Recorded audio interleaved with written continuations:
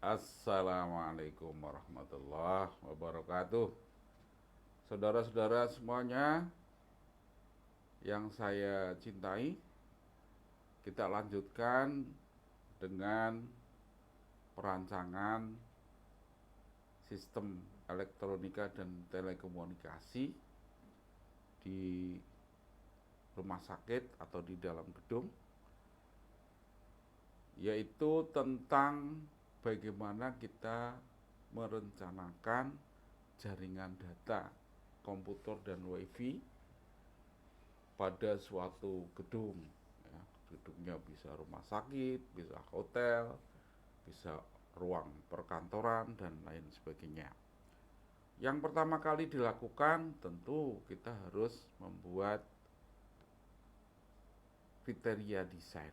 Ya, kriteria desain itu yang pertama kita harus menentukan peralatan sistem jaringan data dan wifi mulai dari server, kemudian unit ekstensi PC, distribution switch, kemudian outlet data, kemudian wifi access point.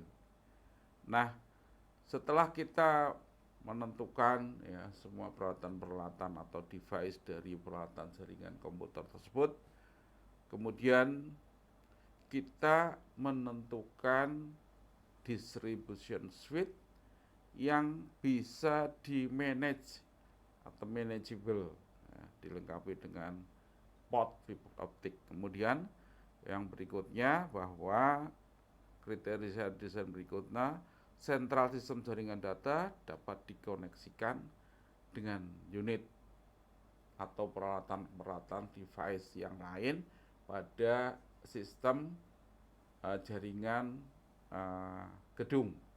Kemudian yang berikutnya bahwa semua peralatan sentral dari sistem jaringan data dan wifi ini bisa dilihat, dimonitor menggunakan building management system dan penempatan dari ruang sentral untuk menempatkan peralatan-peralatan utama harus di atas level banjir. Nah, kemudian outlet-outlet yang ada di dalam ruangan, yang pertama ada outlet data lantai, kemudian outlet data dinding, kemudian berikutnya adalah wifi access point. Saudara-saudara semuanya, kabel yang akan digunakan menggunakan kabel antar switch menggunakan kabel fiber optik, kemudian untuk outlet data dan wifi access point menggunakan fiber optik dan UTP Cat 6. Demikian tentang jaringan. Kemudian di sini peralatan-peralatan jaringan itu bisa dilihat pada layar ya, pada layar di sini ada rak yang terdiri dari peralatan-peralatan telekomunikasi, kemudian kabel-kabel telekomunikasi dan sistem-sistem outlet data pada di dalam ruangan-ruangan. Nah, secara skematik topologi jaringan data itu bisa terlihat dimulai dari ruang server, kemudian di outlet di masing-masing ruangan, akses wifi, kemudian masuk ke dalam sistem-sistem telekomunikasi yang berupa distribusi switch dan peralatan-peralatan lainnya, kemudian bisa interkoneksi dengan bangunan-bangunan di gedung yang lain ya, menggunakan internet sebagai media untuk komunikasinya.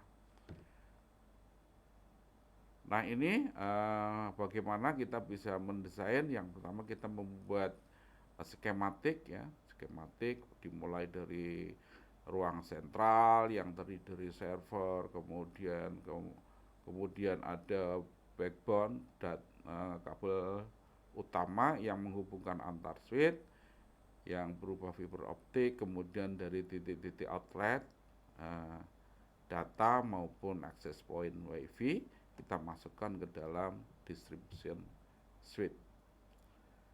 Nah, kemudian kita akan ngecek bisa menggunakan software untuk menentukan coverage area WiFi supaya tidak terjadi blank spot ya.